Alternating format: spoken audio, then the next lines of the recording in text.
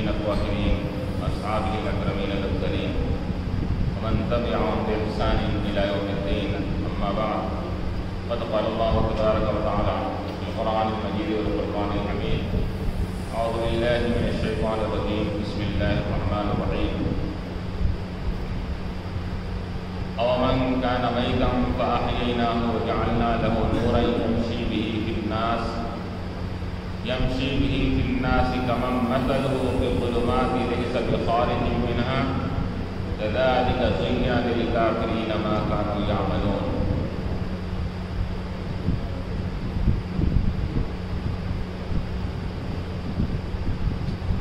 وَكَذَلِكَ جَعَلْنَا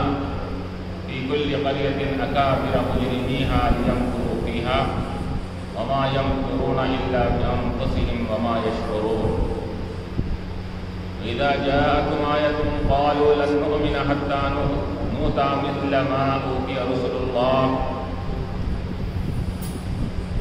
وَاللَّهُ أَعْلَمُ حَيْثُ يَجْعَلُ رِسَالَتَهُ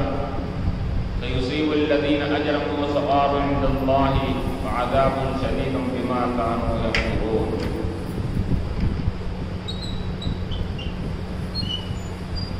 صدق الله العلي العظيم. قال تعالى في مقام آخر في شأن حبيبه الكريم: إن الله وملائكته يصلون على النبي يا أيها الذين آمنوا صلوا عليه وسلموا تسليما. حاضرین کرام، معزز سامعین، میں نے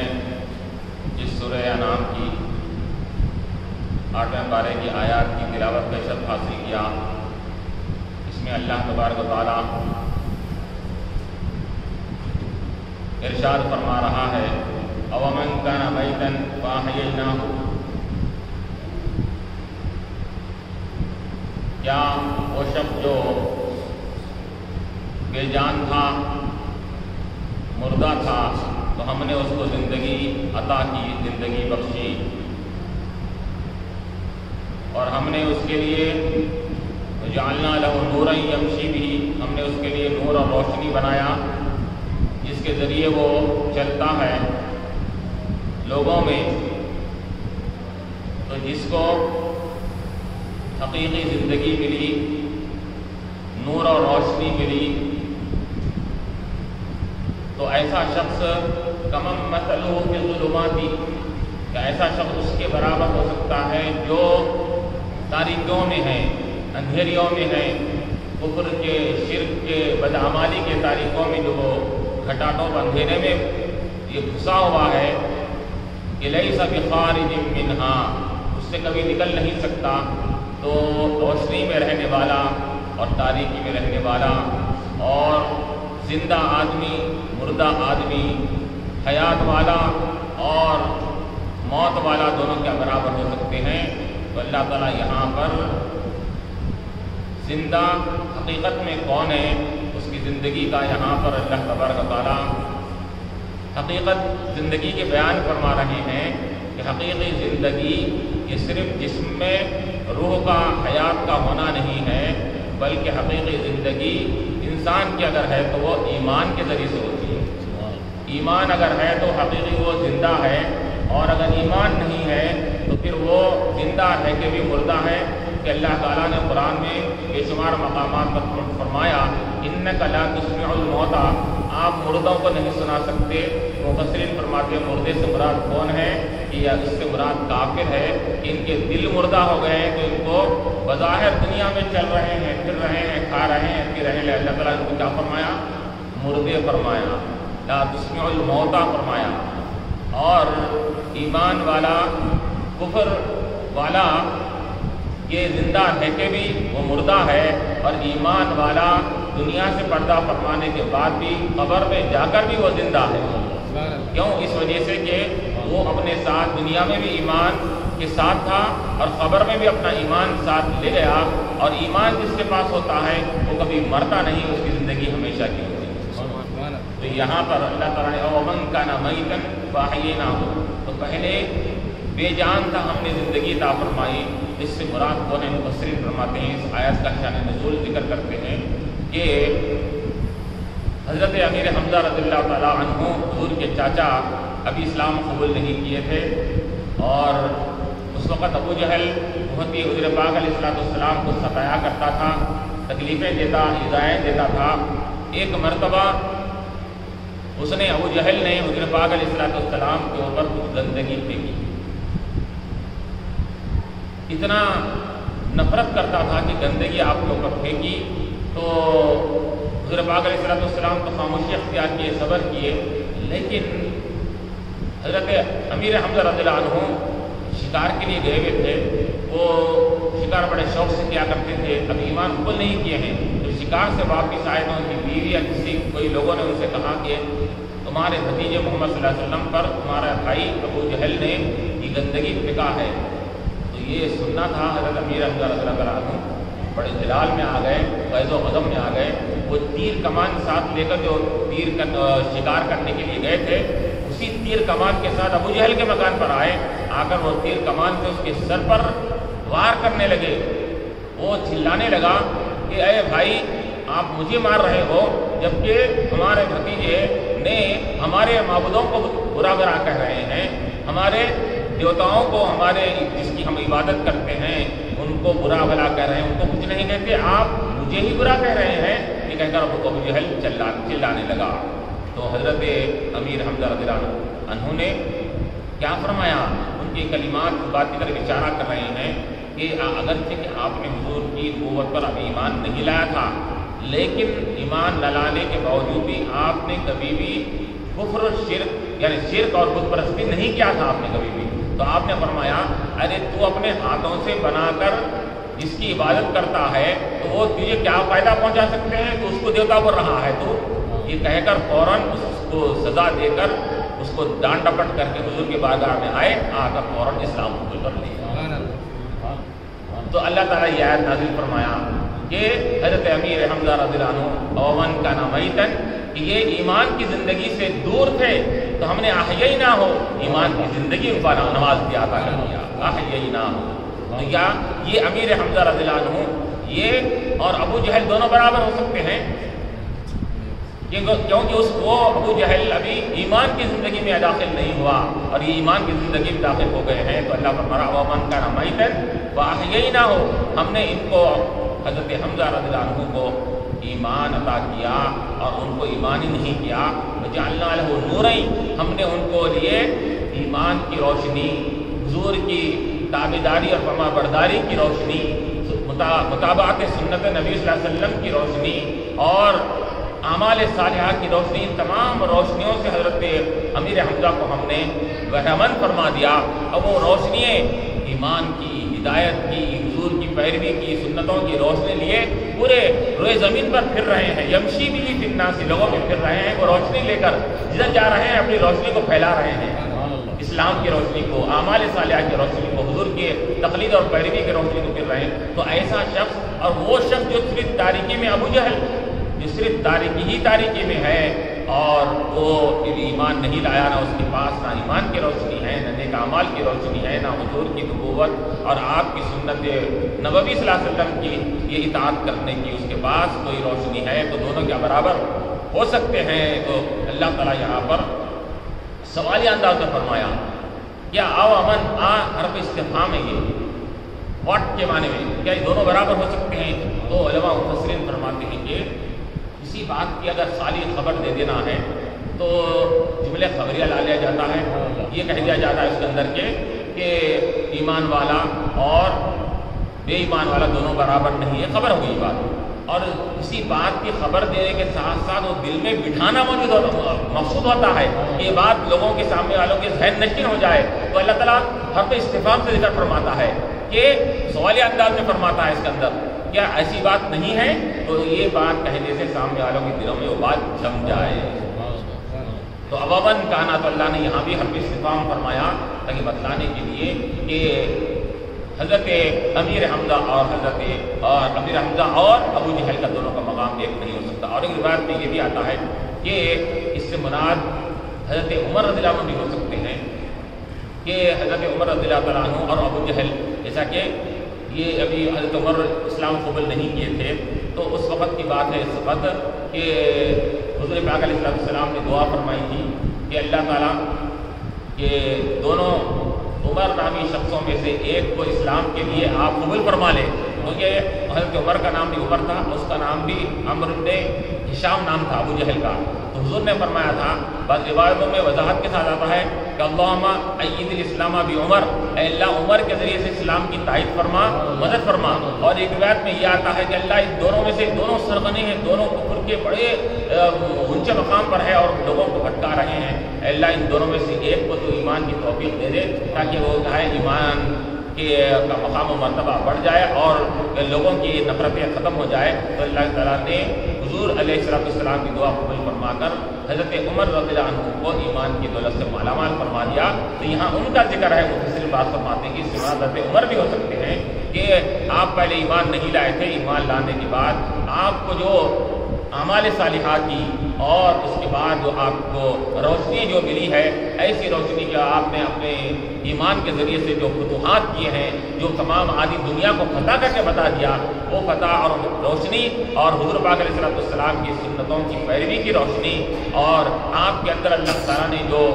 فراست کی روشنی عطا فرمائی تھی، آپ کے اندر جو ذہنی یہ صلاحیتیں عطا فرمائی تھی کہ اللہ تعالیٰ نے آپ ایسا سوچتے ہیں کہ یہ معاملہ ایسا ہونا چاہیے، ادھر قرآن کی آیت نازل ہو جاتی ہے تو عمر رضی اللہ عنہ کے شان کے اور ان کے منشے کے مطابق آیت نازل ہوتی ہے۔ تو اللہ تعالیٰ نے یہ مقام ان کو عطا فرما دیا۔ تو یہ اللہ کی طرف اشارہ کر رہا ہے کہ اومن کا نمیتن، حضرت عمر کیا تھے کہ چونکہ وہ دار اسلام سے دور تھے تو وہ بے جان تھے، ایمان لانے کے بعد ان کے اندر جان آ گئی اور روشنی بھی آ گئی۔ تو ابو جہل اور حضرت عمر دونوں کیا برابر ہو سکتے ہیں، کیونکہ ابو جہل ابھی ایمان نہیں لایا ہے اور عمر رضی اللہ عنہ ایمان لا کر یہ جاندار بن گئے اور وہ بے ایمان رہ کر جان رہنے کے باوجود بے جان کا بے جان رہا۔ کمم مثلہ فی الظلمات لیس بخارج منہا، کہ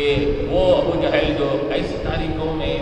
اڑا ہوا ہے، پھنسا ہوا ہے کہ اس سے نکل نہیں پا رہا ہے، بلکہ وہ اس تاریکیوں کے اندر اور لوگوں کو بھی اپنے اندر داخل کرنا چاہتا ہے۔ تو ایسا اور وہ شخص دونوں برابر نہیں ہو سکتے۔ کذالک زین للکافرین ما کانوا یعملون، کہ اسی طرح زین للکافرین، کافرین کو آراستہ کیا جاتا ہے، مزین کیا جاتا ہے، ما کانوا یعملون، کیا چیز؟ وہ جو عمل کیا کرتے ہیں، یعنی کافرین کو ان کا عمل ان کو شیطان اچھا بنا کر پیش کرتا ہے، تو انہیں اپنے کفر پر، شرک پر، بدعملی پر وہ راضی بھی رہتے ہیں، خوش رہتے ہیں۔ تو اللہ تعالیٰ فرما رہا ہے کہ زینا، اسی طرح مزین کر دیا گیا ہے کافرین کے لیے، جو کچھ عمل کرتے ہیں ان کا عمل کو ان کے بعد اچھا بنا کر یہ شیطان پیش کرتا ہے یا انسان نما شیاطین ان کو پیش کرتے ہیں، تو وہ اپنے بدعملی کو اچھا سمجھ کر کام کرنے لگتے ہیں۔ اسی طرح کہ شیطان کا اس کے اوپر تسلط ہو جاتا ہے، تو وہ اب کوئی برا بھی کام کرتا ہے تو وہ برا کام کرنے والا اپنے برائے کام کو برا نہیں سمجھتا، وہ سمجھتا کہ میں اچھا کام کر رہا ہوں، یہ سمجھتا ہے۔ کیوں ہے کہ اس کو انسان نما شیاطین یا اس کے ساتھی یا شیطان خود اس کو ورغلاتا ہے، جو کام کر رہا ہے وہ اچھا کام کر رہا ہے۔ تو یہ برے عمل کرنے کے باوجود بھی برے عمل کو اچھا سمجھنا، یہ شیطان کی طرف سے یہ مزین کرنا ہے، شیطان کی طرف سے وسوسہ ہوتا ہے اور اسی وسوسے کی بنیاد پر وہ برا کام کرنے کے باوجود بھی اس پہ خوش رہتا ہے اور اپنے برے عمل سے باز نہیں آتا۔ کذالک زین للکافرین ما کانوا یعملون۔ اور پھر اللہ تعالیٰ آگے فرما رہا ہے وَإِذَا جَاءَتْهُمْ آیَةٌ قَالُوا لَن نُؤْمِنَ حَتَّىٰ نُؤْتَىٰ مِثْلَ مَا أُوتِیَ رُسُلُ اللَّهِ، کہ جب ان کے پاس اذا جاءتهم آیۃ، جب ان کے پاس کوئی آیت آتی ہے، نشانی آتی ہے، معجزہ آتا ہے، اللہ کی طرف سے کوئی آیت نازل ہوتی ہے، قالوا، تو کیا کہتے ہیں؟ لن نؤمن حتى نؤتى مثل ما أوتي رسول اللہ، کہ ہم نہیں ایمان لائیں گے اس آیت کے اوپر حتى نؤتى مثل ما أوتي رسول اللہ کے رسولوں کو جو چیز دی گئی ہے وہ ہم کو بھی دی جائے تو ہم اس پر ایمان لائیں گے۔ یعنی مطلب ہے کہ اللہ تعالیٰ کے رسولوں کو کیا چیز دی گئی؟ نبوت دی گئی، کو کیا دی گئی؟ ان کو اللہ تعالیٰ کی طرف سے وحی نازل ہوتی ہے. یہ ابو جہل وغیرہ یہ کہا کرتے تھے ہمارے پاس بھی وحی آنا چاہیے، ہمارے پاس بھی کیا ہے جبرائیل علیہ السلام آ کر بولنا چاہیے. اگر انہوں آ کر بولیں گے اس کے اندر ہمارے کو جب ہم ایمان لائیں گے ہم کو بھی نبوت بھی ملنا، وحی بھی ہمارے اوپر نازل ہونا. تو اس قسم کی باتیں کرتے تھے. اللہ اس کا استدلال فرما رہا ہے. اچھا پھر اس کے پہلے ایک آیت وَكَذَلِكَ جَعَلْنَا فِي كُلِّ قَرْيَةٍ أَكَابِرَ مُجْرِمِيهَا. یہ اس سے پہلے کی آیت میں اللہ تعالیٰ فرما رہا ہے کہ وَكَذَلِكَ جَعَلْنَا فِي كُلِّ قَرْيَةٍ، اسی طرح ہم نے بنایا ہر بستی میں اکابر مجرمینها، کہ وہاں کے جرم کرنے والوں کو، بڑے بڑے مالدار لوگوں کو ہم نے جرم کرنے والے بنایا. کہ وہ ہر بستی میں، ہر شہر میں، قریہ کہتے ہیں کسی بھی بستی کو، شہر بھی ہو سکتا ہے، بستی بھی ہو سکتی ہے، گاؤں بھی ہو سکتی ہے. وَكَذَلِكَ جَعَلْنَا فِي كُلِّ قَرْيَةٍ أَكَابِرَ مُجْرِمِيهَا، کہ ہم نے ہر بستی میں، ہر شہر میں وہاں کے جرم کرنے والوں کو اور گناہ کرنے والوں کو سرغنا بنایا، بڑا بنایا. تو اس واسطے تاریخ گواہ ہے کہ جہاں پر بھی کوئی شرارتیں ہوتی ہے، کتنا پھیلتا ہے، وہ مالدار لوگوں کے وہ ان کے رعب و دبدبے سے کتنے پھیلا کرتے ہیں اس کے اندر. تو یہاں پر بھی اللہ فرما رہا ہے کہ ہر زمانے میں یہ طریقہ یہ رہا کہ یہ مالدار لوگ اپنے مال کے بلبوتے کے اوپر مختلف فتنے پھیلاتے رہے ہیں، مختلف قسم کے لوگوں کے اندر انتشار پھیلاتے رہے ہیں. تو یہ سرغنے بنا کر ہم نے ہر قوم اور بستی میں ایسا ہی کیا. یعنی اب یہاں پر علماء فرماتے ہیں کہ اللہ تعالیٰ حضور کو تسلی دے رہا ہے کہ آپ کی قوم میں جو کفار مکہ ہے وہ مالدار لوگ ہیں، وہ سرغنے بنے ہوئے. ابو جہل مالدار، عتبہ، شیبہ، ولید، یہ سب مالدار لوگ تھے اس کے اندر ہے. اب لوگ مالدار بن کر سرغنے بنے ہوئے ہیں اور بڑے برائی کے طرف بلانے والے اور برائی کی طرف لوگوں کو کھینچنے والے بنے ہوئے ہیں. تو اللہ فرما رہا ہے کہ ہر زمانے میں ایسا ہی ہوا ہے. كَذَلِكَ جَعَلْنَا فِي كُلِّ قَرْيَةٍ، ہر زمانے میں، ہر بستی میں ہم نے ایسا ہی کیا ہے کہ اسلام سے وابستہ رہنے والے، اسلام کو ماننے والے یہ کمزور اور ضعیف لوگ رہے ہیں، اور مالدار لوگ ہمیشہ اسلام سے متنفر اور لوگوں کو نفرت دلانے والے رہے ہیں اس کے اندر. اور اسلام کو کے دامن سے اپنے آپ کو وابستہ کرنے والے کون تھے؟ جو جز وحش تھے، کم پیسہ رکھنے والے، دولت رکھنے والے، غریب اور مسکین کیا ہے، ایسے لوگ ہمیشہ ہر زمانے میں، انبیاء کے زمانے میں بھی اسی طرح رہا، آپ کے زمانے میں بھی اسی طرح ہوا کہ یہ کم مال و دولت رکھنے والے ہی فوراً اسلام سے وابستہ ہو گئے. چنانچہ ہم نے کیا دیکھا ابتدا میں حضرت بلال ہو، صہیب رومی ہو، عمار ہو، یاسر ہو، بالکل مال و دولت کے اعتبار سے بہت ہی بالکل کچھ بھی ان کے پاس نہیں تھا. لیکن ان کے پاس دولت دنیا بھی نہیں تھی، تو جن کے پاس دنیاوی دولت نہیں ہوتی اللہ تعالیٰ ان کو دین کی دولت پہلے عطا فرماتا ہے، کیونکہ وہ دولت دنیا کی دولت سرکشی کی طرف لے جاتی ہے. ان کے پاس دولت نہ ہونے کی وجہ سے ان کے لیے سرکشی نہیں تھی، فوراً اسلام سے وابستہ ہو گیا. تو اللہ فرما رہا ہے کہ ہر زمانے میں ہم کیا کرتے ہیں کہ وہ اس زمانے کے جو مالدار لوگ ہیں ان کو سرغنہ بناتے ہیں اور وہ لوگ لوگوں کو بھٹکاتے رہتے ہیں اس کے اندر. جعلنا فی کل قریۃ اکابر مجرمیہا لیمکروا فیہا، تو کیا کرتے ہیں وہ مالدار لوگ؟ لیمکروا فیہا، اس بستی میں مکر و فریب کرنے لگتے ہیں، چال بازی کرتے ہیں، مختلف سازشیں کرتے ہیں ایمان والوں کے ساتھ. وہ اپنے مال دولت کی بنیاد پر لیمکروا فیہا، اس بستی میں مکر کرتے ہیں. مکر کے معنی کیا کرنا؟ کسی کے ساتھ فریب کرنا، دھوکہ دینا، حسد کرنا، سازش کرنا، یہ سب اس کی مکر کے معنی میں آتا ہے. اور لیکن جب قرآن کریم میں مفسرین فرماتے ہیں کہ جو لفظ استعمال ہوا ہے وہاں پر، جس کے لیے استعمال ہوا ہے، استعمال کرنے والے کے اعتبار سے اس کے معنی کیے جائیں گے. مکر کا لفظ اگر کافروں کے لیے تو اس کی معنی الگ ہے، اور مکر کا لفظ اللہ نے اپنے لیے بھی استعمال فرمایا. وَمَكَرُوا مَكَرَ اللَّهُ، وہ مکر کیا، اللہ نے بھی مکر کیا. تو مکر اللہ کی طرف اس کی نسبت کریں گے تو وہاں پر وہ معنی نہیں کریں گے سازش کرنا اور اس کا ہے مکر و فریب کرنا اور حسد اور جھلن کرنا، بلکہ مکر اللہ، اللہ نے مکر کیا کے معنی یہ کریں گے اللہ نے ان کے مکر کا بخوبی جواب دیا، بدلا دیا اس کا. یعنی اس کی اور معنی کریں گے کہ یہ لوگ سازشیں کرے لیکن اللہ تعالیٰ کی بھی اس کے اندر حکمت عملی کار فرما ہوئی، اور اللہ تعالیٰ کی حکمت عملی ان کے مکر و فریب کے مقابلے میں کچھ بھی ان کے مکر و فریب کا کچھ فائدہ نہیں پہنچا سکتی. تو لیمکروا فیہا وما یمکرون الا، اس آیت کے تحت مفسرین فرماتے ہیں کہ بڑے بڑے سرغنے مالدار لوگ کیا لوگوں کو بھٹکاتے تھے، اس کی مثال یہ ہے کہ آیت کا شرح نزول بھی بتاتے ہیں آیت کے تحت کہ مکے کو آنے کے 4 راستے تھے، جو بڑے مین دروازے، مین راستے جو ہوتے مکے کے اندر آنے کے، تو چاروں دروازے کے اوپر یہ کفار مکہ کے بڑے بڑے مالدار لوگوں کو اور حیثیت والوں کو، عزت والوں کو 4 دروازوں پر بٹھا دیا گیا تھا کہ تم یہاں بڑھنا، تم یہاں بڑھنا، تم یہاں بڑھنا. اس وقت بیٹھے ہوئے تھے اس کے اندر. اب مکہ مکرمہ ایسی جگہ ہے، وہ ہر زمانے میں وہ کعبۃ اللہ ہونے کی وجہ سے وہ قابل حرمت تھا. لوگ وہاں پر آتے تھے، یا تجارت کے لیے بھی آتے تھے، کاروبار کے لیے آتے تھے، پھر کعبۃ اللہ کے لیے بھی زیارت کرنے کے لیے آتے تھے. اب مختلف چاروں راستوں پر یہ لوگ بیٹھے ہوئے ہیں. اب ادھر سے کوئی آتا تو ایک سرغنہ بیٹھا ہوا رہتا، وہاں پر روک لیتا، روک کے بولتا کہاں جا رہے ہیں؟ وہاں جا رہے ہیں. ہاں جاؤ، تم کام کے لیے جا رہے ہیں، کاروبار کے لیے جا رہے ہیں تو جانا، کام کر کے آ جانا. وہاں پر ایک شخص نکلا ہے محمد صلی اللہ علیہ وسلم نامی، یہ فتنہ پھیلا رہا ہے لوگوں کے درمیان، نیا دین اس نے ایجاد کر دیا ہے، تم اس کی باتوں میں نہیں آنا، اس سے نہیں ملنا. یہ بول کر اس کو اندر چھوڑتے تھے شہر کے اندر. ادھر سے کوئی آتا تو ادھر وہاں ایک آدمی مقرر تھا، ادھر سے آتا، ادھر سے یہاں ایک آدمی مقرر تھا، ادھر سے آتا. 4 راستے جو آ سکتے تھے، پورے رستوں پر انہوں نے بٹھا دیا تھا اور یہ باور کرا دیا تھا لوگوں کو کہ اندر آنے کے بعد تم محمد صلی اللہ علیہ وسلم کی باتوں میں نہیں آنا، بلکہ تم اس کی طرف جانا نہیں،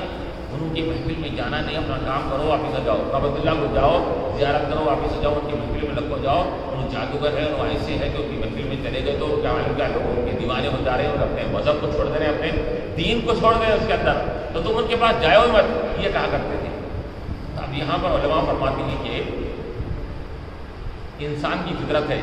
اس جگہ نہ کھو جاؤ، ویسا مت کرو، بولے تو اور اس کے اندر ایک تشریف پیدا ہوتی ہے. کیا تو یہ بات نہیں کیا تھا، وہ جادوگر ہے، وہ ایسے باتیں کرتے ہیں، جھگڑی جب کی باتیں. تو وہ آنے والوں کو جب بول کے جب بھجایا جاتا تو ان کے، حالانکہ ان کا مقصد کسی سے ملنا ہی نہیں تھا، کاروبار کرے چلے گئے، تجارت کرے چلے گئے، زیارت کرے چلے گئے. ان کے بولنے کی وجہ سے کیا ہوا کہ ان کے دلوں میں یا ذہن میں بات آتی ہے، ارے جا کے تو دیکھیں گے ایک مرتبہ آخر ہے کیا، تو ماجرا کیا ہے اس کے اندر، کیوں تشریف پیدا ہو گئی ان کے اندر. تو نیا آنے والا بھی آتا تھا اس کے اندر، حضور کے پاس آنے کا ارادہ رکھ کے نہیں آیا تو وہ بھی یہاں پر آ جایا کرتا تھا اس کے اندر. تو اللہ فرما رہا ہے کہ وما یمکرون الا بانفسہم وما یشعرون، جو لوگ مکر و فریب سازش کر رہے ہیں لیکن ان کا مکر و فریب ان کے خلاف جا رہا الٹا. وما یشعرون، اور وہ سمجھ بھی نہیں پا رہے اس بات کو. وما یشعرون، وہ سمجھ رہے نہیں کہ ہم ایسا کرنے سے کیا ہوگا کہ لوگ حضور کے پاس جانے سے رک جائیں گے، اسلام سے رک جائیں گے، ایمان سے رک جائیں گے. اس کے قدر انہوں نے رکا تو الٹا ان کا مکر و فریب ان کے اوپر وبال جان بن گیا. اللہ فرما رہا وما یمکرون الا بانفسہم، ان کا مکر ان کے نفسوں کے خلاف پڑ گیا، اور نفسوں کے خلاف پڑھ کر کیا ہو گیا، وما یشعرون، ان کو اس بات کا احساس بھی نہیں ہوا. چنانچہ مفسر فرماتے ہیں کہ وہ لوگ آتے حضور کی بارگاہ میں، حضور کی بارگاہ میں جب آتے، اگر دل میں ان کی سرکشی نہیں ہے، کفر نہیں ہے، اور زیادہ سرکشی قوتیں ان کے اندر کارفرما نہیں ہے، ایک عام لحاظ سے کوئی اگر آدمی آ جاتا تو حضور کی محفل میں آنے کے بعد وہ بغیر متاثر ہوئے کہ جا ہی نہیں سکتا تھا. ہاں، دل اگر اس کا سخت ہو گیا ہے کفر اور شرک کی وجہ سے اور شک ہونے کی وجہ سے وہ کچھ نہیں لے رہا ہے تو اس کی دل کی اپنے خرابی کی بات ہے. لیکن عام آدمی جب آ جاتا تو حضور کے بعد بغیر متاثر ہوئے کہ نہیں جاتا تھا. تو چنانچہ وہ لوگوں کو جس سے روکا جاتا تھا وہ لوگ یہاں پر آتے، یہاں آنے کے بعد جیسا حضور کی باتیں سنتے، حضور کے رخ زیبا کو دیکھتے تو ان کو ایسا اس کے اندر تاثر اثر ہو جاتا ان کے اندر، تو وہ ان کے روکنے کے باوجود ان سے بات نہیں کرنا، الٹا وہ اسلام قبول کر لیتے. وہی قبول نہیں کرتے بلکہ جا کے اپنے قوموں کے پاس جا کے اپنے قوم کے لوگوں کو بھی لے کر اسلام قبول کرواتے. تو یہ ان کا مکر و فریب الٹا انہی کے خلاف ہوا. یہ لوگ آئے سو والے ایمان نہیں لانا بولے تو لوگ ایمان قبول کر لیں گے، جا کے اپنے بستی کے اپنے قوم کے لوگوں دوسرے شہروں میں رہنے والوں کو کیا کرتے بولتے کہ ایک کیا حوالے محمد صلی اللہ علیہ وسلم اپنے نبوت کا اظہار فرمایا، ان کا سچا دین ہے، پکا دین ہے، پاک و صاف ستھرا دین ہے ان کا. ارے ہم ان کے دین کے اوپر سے وابستہ ہو جائیں گے اس کے اندر بڑھ کر اپنے قوم کے لوگوں کو لا کر ایمان کی دولت سے ان کو مشرف کرایا کرتے. تو اللہ فرمانا وما یمکرون الا بانفسہم وما یشعرون، کہ یہ سمجھتے ہیں کہ ہمارے مکر و فریب سے اسلام اور ایمان کی قوت کم ہو جائے گی، رک جائے گی، لیکن ان کا مکر و فریب ان کے خلاف پڑ رہا ہے۔ اور یہ اللہ تعالیٰ کا یہ ہمیشہ کا یہ حکمت عملی رہی ہے، ہمیشہ کا یہ اس کا معاملہ رہا ہے کہ جب جب لوگوں نے ایمان اور اسلام کو بجھانے کی کوشش کی، اللہ تعالیٰ نے اس کی روشنی کو اور اضافہ کر دیا۔ یریدون لیطفئوا نور اللہ بافواہہم، وہ لوگ چاہتے تھے کہ اپنے منہ سے، اپنے اعمال سے کہ اسلام کی نور اور روشنی کو بجھا ڈالیں، واللہ متم نورہ، لیکن اللہ تعالیٰ اس کی نور اور روشنی کو مکمل کرنا چاہتا تھا، تو اللہ تعالیٰ نے اس نور اور روشنی کو مکمل کیا۔ تو مفسرین نے اس کے تحت مثالیں بھی دی کہ جس زمانے میں ایمان والوں کے ساتھ، انبیاء علیہ السلام کے ساتھ مکر و فریب کیا گیا، مکر و فریب کرنے والے خود شکست کھا گئے، اور جس سے مکر کیا گیا وہ غالب آ گئے۔ وہ ہر زمانہ اٹھا کر دیکھ لیجیے کہ فرعون کا زمانہ، شداد کا زمانہ، نمرود کا زمانہ، کہ نمرود کے زمانے میں حضرت ابراہیم علیہ السلام کو تو اس نے آگ لگا کر وہ آگ کے اندر ڈال دیا، سمجھا کہ اب انہوں آگ میں جل جائیں گے، ان کا کام ہی ختم ہو جائے گا، ان کا دین اور ان کا مذہب ختم ہو جائے گا، اسے سمجھا تھا۔ لیکن کیا ہوا کہ وہ آگ صحیح سلامت وہ آگ سے نکل گئے، اور اس کے بعد نمرود تباہ و تاراج ہو گیا، اور حضرت ابراہیم علیہ السلام کا دین اور مذہب یہ غالب آ گیا۔ اسی طرح موسیٰ علیہ السلام کے زمانے میں بھی مفسرین نے مثالیں دی کہ فرعون کیا کیا نہیں کرا، کیا کیا نہیں کرا اس نے، کہ اس کو جب معلوم ہوا کہ ایک بچہ پیدا ہونے والا ہے کہ جو تیرے حکومت کا کے لیے نقصان دہ ثابت ہو سکتا ہے، اس نے 40 سال تک کوئی بچہ پیدا ہونے نہیں دیا۔ بولا کہ تمام گھروں پر نگرانی رکھی جائے کہ کیا ہے کوئی بچہ گھر میں پیدا نہ ہو، کسی کے بعد حمل ہے تو حمل کو گرا دیا جائے، کوئی حمل سے نہ رہنے پائے اس کے اندر۔ اللہ تعالیٰ نے اسی کے گھر میں وہ بچے کی پروان چڑھائی اور پرورش فرمائی جو بچہ کل اس کے لیے نقصان دہ بننے والا ہے۔ تو ہر گھر کی چھان بین کرنے لگا کہ کہیں بچہ تو کہیں پیدا نہیں ہوا، لیکن خود کے گھر میں وہ ناواقف رہا، اس کے گھر میں اللہ تعالیٰ نے حضرت موسیٰ علیہ السلام کی پرورش فرمائی، تربیت فرمائی اس کے اندر۔ اور پھر جب بڑے ہونے کے بعد فرعون نے مکر و فریب کرا، جادوگروں کی زمانہ اس کو زیادہ تھا، پورے جادوگروں کو بلا کر اس نے یہ چاہا کہ ان کا جادو ختم کر دیا جائے، لیکن کیا ہوا، وہ جادوگروں نے لاکھوں ہزاروں قسم کے جادوگر تھے اس کے اندر، حضرت موسیٰ علیہ السلام کے وہ جو آپ کے معجزات کو دیکھا تو انہوں نے کہا کہ یہ معجزات، یہ جادو نہیں ہو سکتے، ہم میں ایک سے بڑھ کے ایک جادوگر ہے اس کے اندر، جتنا جادو بڑھ کر کرنا چاہیے ہم کر چکے ہیں، لیکن ہمارا جادو کام نہیں آ رہا ہے۔ معلوم یہ ہوتا ہے کہ یہ شخص جو کام کر رہا ہے، یہ جو پیش کر رہا ہے ہمارے سامنے، جادو نہیں ہے، یہ اللہ کی طرف سے تو غیبی طاقت اس کو حاصل ہے۔ انہوں نے اپنے جادو کو چھوڑ کر حضرت موسیٰ علیہ السلام کے ہاتھ پر ایمان کی طرف سے مسلمان آمنا برب العالمین، رب موسیٰ و ہارون، انہوں نے کہا کہ ہم رب العالمین پر ایمان لاتے ہیں جو موسیٰ اور ہارون علیہ السلام کا رب ہے۔ اس نے تو سب کے سب لاکھوں جادوگروں کو بلایا تھا، وہ لاکھوں جادوگر اسلام قبول کر لیے۔ تو اللہ تبارک تعالیٰ ہر زمانے میں اسی طرح مکر و فریب کا جواب اللہ تعالیٰ بہت ہی خوبی کے ساتھ مسلمانوں کے صبر کے بدلے میں ان کو بہتر سے بہتر عطا فرماتا ہے۔ یہاں پر بھی کیا ہوا کہ وما یمکرون الا بانفسہم وما یشعرون، کہ ان کا مکر و فریب ان کے اوپر آ گیا اور وہ سمجھ بھی نہیں سکے۔ اب ابو جہل یہ چاہ رہا تھا، عتبہ شیبہ یہ چاہ رہے تھے کہ مکے میں ہمارا ڈومینیشن ہے، ہمارا قبضہ ہے، ہماری کثرت ہے، یہ لوگ نیا مذہب نکال کر یہ کیا ہے ایسا بڑھ رہے ہیں، کہیں ہمارا ڈومینیشن ختم نہ ہو جائے، ہماری تعداد کہیں ہماری اکثریت میں یہ لوگ نہ تبدیل ہو جائے۔ تو وہ یہ چاہ رہا تھا کہ ان کی تعداد ختم ہو کر ہمیشہ کی طرح ہمارا ہی یہ تسلط ہمیشہ حاصل ہے، وہ یہ چاہ رہا تھا۔ لیکن اللہ تبارک تعالیٰ نے کیا کیا، وہ یہ چاہ رہا تھا کہ یہاں پر کوئی ایک ایمان سے وابستہ رہنے والا، ایمان کو ماننے والا یہاں نہ رہے۔ اس نے مکر و فریب اس کے لیے کئی مکر و فریب کیا، لیکن اللہ تعالیٰ نے اس کے مکر و فریب کا کیا جواب دیا کہ آج اس روئے زمین پر اگر آپ ڈھونڈیں گے بھی تو کوئی کافر نہیں ملے گا، کوئی مشرک نہیں ملے گا وہاں پر۔ وہ یہ چاہ رہا تھا کہ ایک ایمان والا اس مقام پر نہ رہے، لیکن اللہ تعالیٰ نے کیا کیا، ایک کافر کو بھی اس مقام پر رہنے نہیں دیا، سب کو وہاں سے نکال دیا اور وہاں اس زمین کو کافروں سے پاک و صاف کر دیا اللہ تعالیٰ۔ تو اللہ تعالیٰ کی یہ حکمت والی مسئلہ یہ ایسا ہوا کرتی ہے کہ اللہ تبارک و تعالیٰ ان کے مکر و فریب اور اسی طرح جنگ بدر ہوئی، جنگ احد ہوئی، وہ یہ سمجھ رہے تھے ہماری قوت زیادہ ہے، ہماری طاقت زیادہ ہے، ہماری کثرت زیادہ ہے، ہم کامیابی حاصل کر لیں گے۔ وہ 313 ہے اور ہم ہزاروں کی تعداد میں ہیں۔ انہوں نے یہ سمجھا کہ اب 313 کا خاتمہ کر دیا جائے اور اس کے بعد جو ان کا نام لینے والا یہ مذہب کا کوئی بھی نہیں رہے گا، اس وقت ہماری ہی چلے گی۔ جب مقابلے کے لیے آ گئے تو اللہ تبارک و تعالیٰ نے وہ 313 کے اندر وہ قوت اور طاقت عطا فرمائی جو ہزاروں کو انہوں نے مات دے دی، شکست دے دی، اور کئی لوگوں کو انہوں نے کہ فنار دوزخ رسید کر کے انہوں نے اپنے اسلام کے سکے کو اور اسلام کے پرچم کو، اسلام کے یہ جھنڈے کو انہوں نے بلند کر دیا اور یہ ثابت کر دیا کہ اللہ تبارک و تعالیٰ کہ یہاں تعداد کو دیکھا نہیں جاتا، کمیت کو دیکھا نہیں جاتا، کیفیت کو دیکھا جاتا ہے، یہ کوانٹٹی کو نہیں دیکھا جاتا بلکہ کوالٹی کو دیکھا جاتا ہے۔ کوانٹٹی جتنی بھی ہو جائے، یہ کوانٹٹی یہ قابل شمار نہیں ہے، یہ قابل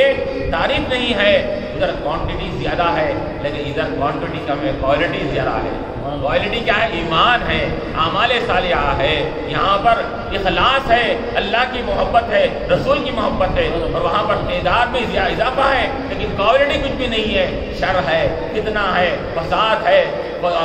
گناہ غارت گیری ہے، یہ کوالٹی وہاں نہیں تھی۔ اللہ تعالیٰ نے فرمایا کہ ہم کوالٹی کو دکھا کرتے ہیں، یہاں کوالٹی اور اخلاص زیادہ تھا، ہم نے ان کے اوپر ان کو کیا کیا کہ کافروں کو شکست دے کر ایمان والوں کو ہم نے بتایا اور کامیابی عطا فرما دی۔ یہاں تک کہ ابتدا میں تو یہ وہ لوگ ایسا بکر کرے کہ ہجرت بھی کرنا پڑا، مکے کو چھوڑ کے جانا پڑا، لیکن ایک وقتی طور پر اللہ تعالیٰ نے یہ تمام حالات بنائے۔ لیکن بعد میں کیا ہوا؟ پھر اللہ کے نبی علیہ السلام کو اللہ تعالیٰ نے یہ چاہا کہ آپ یہاں سے تشریف لے جائیں، یہ لوگ فی الوقت آپ کو تنگ کر رہے ہیں، آپ جب واپس آنا تو فاتحانہ اعتبار سے آنا ہے آپ کو وہاں پر۔ تو حضور فاتحانہ طور پر فتح مکہ جو ہوا تو حضور فاتحانہ طریقے جب آپ قدم رکھے، ایسا قدم رکھے کہ پورے کفار وہاں سے کیا ہے قدم دبا کر وہاں سے واپس ہو گئے۔ تو اللہ تعالیٰ کی یہ مصلحت ہوا کرتی ہے۔ اب اس کے بعد کیا آیت ہے؟ وَإِذَا جَاءَتْهُمْ آیَةٌ قَالُوا لَن نُؤْمِنَ حَتَّىٰ نُؤْتَىٰ مِثْلَ مَا أُوتِیَ رُسُلُ اللَّهِ۔ تو جب ان کے پاس کوئی آیت آتی ہے، اللہ کی نشانی آتی ہے، وہ کہتے ہیں کہ لن نؤمن، ہم ایمان نہیں لائیں گے، حتیٰ نؤتىٰ مِثْلَ مَا أُوتِیَ رُسُلُ اللَّهِ، اللہ کے رسولوں کو جو وحی آئی ہے، ان کے پاس نبوت آئی ہے۔ تو ابو جہل کہتا تھا کہ مجھ کو نبوت ملنا چاہیے تھی، ولید کہتا ہے کہ مجھ کو نبوت ملنا چاہیے تھا، میں سب سے مالدار ہوں، عزت میری قوم میں سب سے بڑھ کے عزت میری ہے اس کے اندر، تو مجھے نبوت نہیں ملی، ان کو کیسا مل گئی؟ ان کا مقام مرتبہ بظاہر کچھ بھی نہیں اس کے اندر، ان کے پاس مال و دولت بھی نہیں ان کے پاس، تو میں تو میرا مقام و مرتبہ بھی ہے، مال و دولت بھی ہے، مجھ کو نبوت ملنا چاہیے تھا، مجھ کو کیوں نہیں ملی؟ تو مجھ کو اگر نبوت ملتی ہے پھر میں ان کی بات پر ایمان لاتا ہوں۔ ولید نے بھی اسی طرح کہا اس کے اندر، نؤتىٰ مِثْلَ مَا أُوتِیَ رُسُلُ اللَّهِ۔ تو اللہ تعالیٰ فرما رہا ہے اللہ اعلم حیث یجعل رسالتہ، اللہ تبارک و تعالیٰ زیادہ بہتر جانتا ہے کہ سیجعل اللہ اعلم حیث یجعل رسالتہ، کہ